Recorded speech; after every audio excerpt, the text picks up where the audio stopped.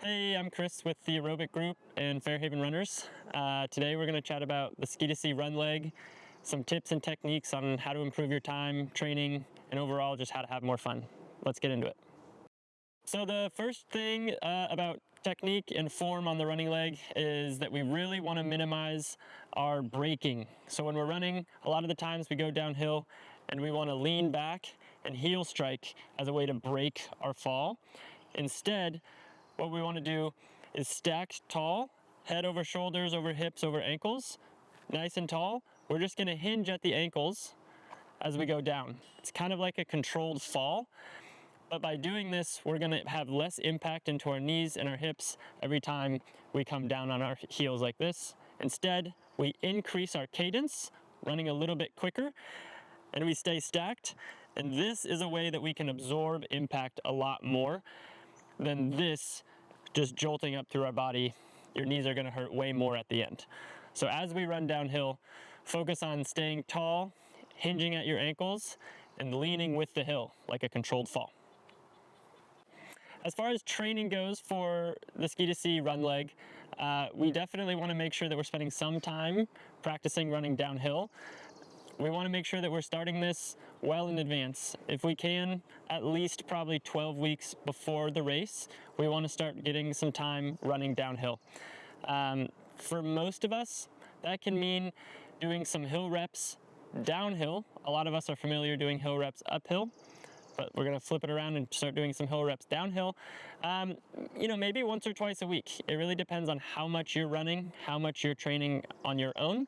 But if we can put at least once a week, maybe 6 by 90 second, even 6 by 30 second downhill efforts, nice and controlled, practicing that stacked form, practicing that quicker cadence, that's going to really help you as you try to maximize your performance in the race. All right, one of the final pieces of this race is about the last quarter mile. You're going to come down the last hairpin, and all of a sudden it's going to flatten out, if anything, maybe just a touch uphill. It truly will feel like you turned around and you started going right back up to the mountain.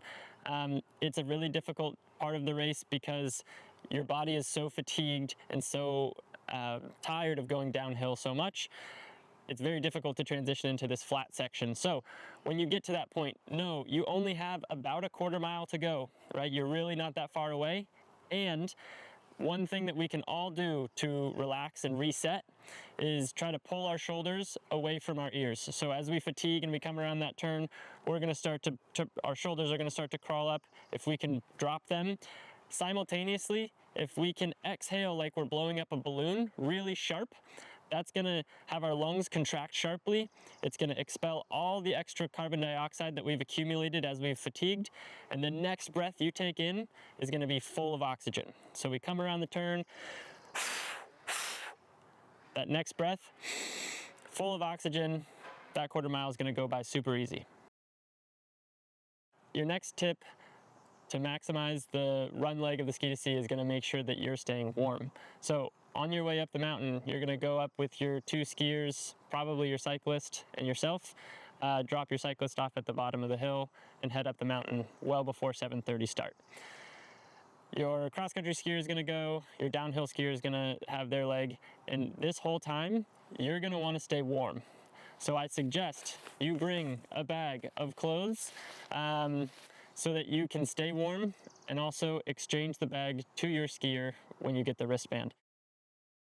All right, so next up, you've finished your race, you've handed off your wristband to your cyclist, and now you're at the bottom of the hill waiting for who knows how long until your buddies come down the hill to pick you up and bring you back to town.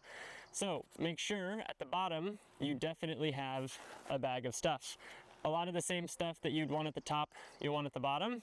Most of us are going to have multiples of all these things, so it shouldn't be too much of an issue. However, a couple slight differences, right?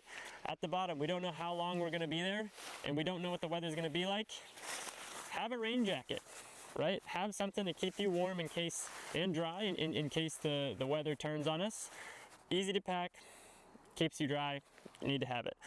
Another thing, whether it's a fleece, a sweatshirt, right? Something that feels warm and comfy, cozy after your event, make sure you have it. You're gonna get cold after this run, even if it's nice outside, because you're pretty depleted, so make sure you have these clothes. I always wanna have a little microfiber towel, something to dry me off in case I got really sweaty, in case I want to set it down on the grass afterwards and sit down for a little bit. Again, packs down to nothing, but super convenient. As always, like I said at the top, an extra pair of socks everywhere you go. If it gets wet out there, dry feet are going to keep you happy. Two last pieces. Number one, right? Have some water, have some snacks, have something that's going to refuel you. If we can have a granola bar, PB&J, whatever feels good, but have a couple snacks, have some water, refuel while you wait. And the last, potentially most crucial piece, keep your bag dry.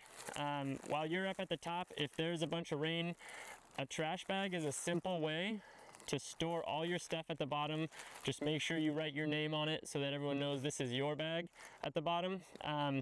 But keep all your stuff in your bag, in a trash bag or a dry bag or whatever you like. But you're gonna be really bummed if you get to the bottom and all your stuff is soaked. So make sure you have that stuff nice and dry.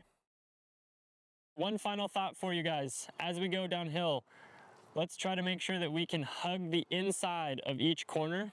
This will reduce the distance that you have to run all the way down the mountain. It is vital that you understand that as you take that tangent, we do not cross the center line, as that would be a violation of the course and we could have an issue there. So take the tangent, hug the inside of each turn to reduce the distance you have to run. That'll allow you to run faster and hopefully take some impact off your body. Just make sure we don't cross that center line. I hope all this information was super helpful.